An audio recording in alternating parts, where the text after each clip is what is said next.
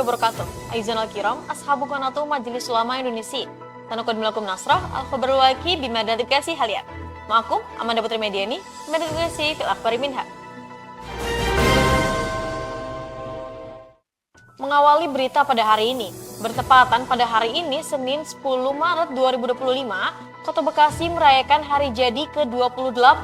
Dengan bertambahnya umur Kota Bekasi, Tri Adianto selaku Wali Kota Bekasi mengadakan upacara HUT Kota Bekasi yang berlangsung di Pemkot Kota Bekasi pada pukul 7.30 waktu Indonesia Barat.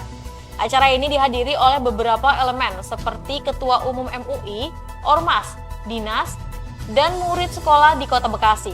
Uniknya, setiap dinas-dinas di Kota Bekasi yang hadir pada upacara diwajibkan mengenakan atribut adat Betawi seperti baju sadaria, baju pangsi, dan kebaya encim. Hal ini bisa menjadi salah satu cara mempertahankan kebudayaan. Dengan tema semakin nyaman kotanya, semakin sejahtera warganya.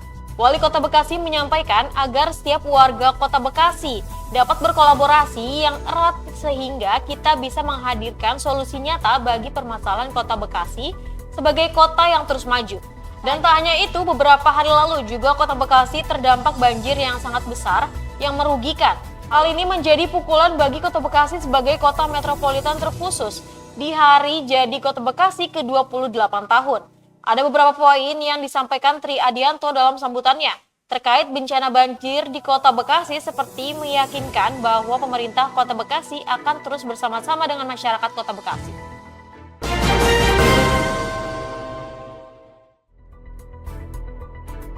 Berita selanjutnya dilansir dari Radar Bekasi.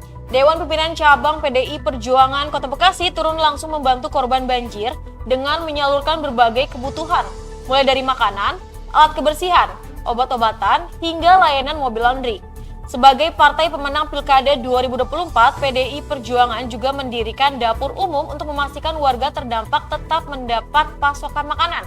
Faisal menjelaskan meski banjir mulai surut, banyak warga yang masih kesulitan memasak karena peralatan mereka terendam banjir. Selain itu, sebagian wilayah masih mengalami pemadaman listrik, sehingga warga tidak bisa mencuci pakaian. Sebagai anggota DPRD Provinsi Jawa Barat, Faisal menyebutkan bahwa inisiatif ini mendapat respon positif dari masyarakat.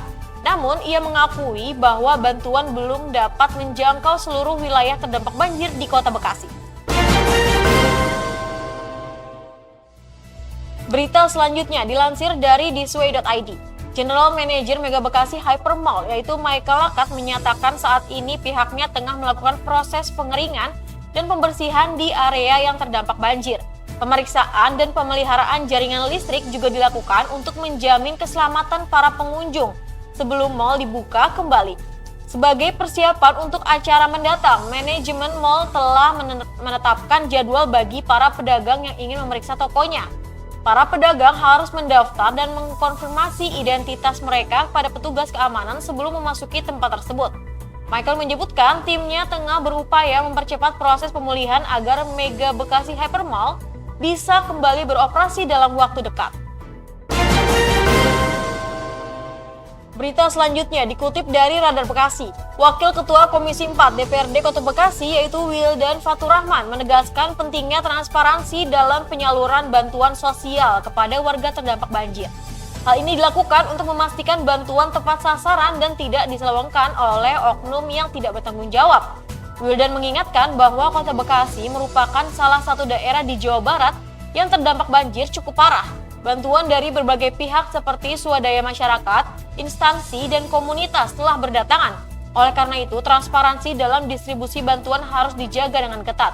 Wildan menegaskan bahwa bansos tidak boleh diselewengkan atau ditimbun oleh oknum yang mencari keuntungan pribadi.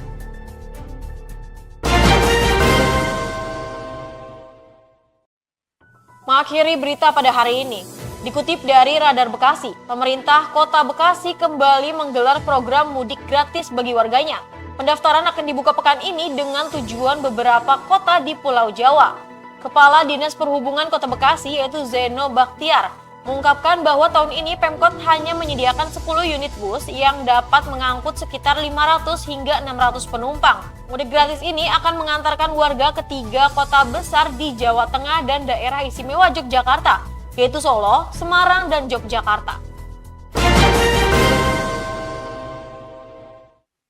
And that was the news for today. Stay tuned, Bekasi City News, aktual and up to date. I'm Amanda Putri Mediani. See you in the next time. Wassalamualaikum warahmatullahi wabarakatuh.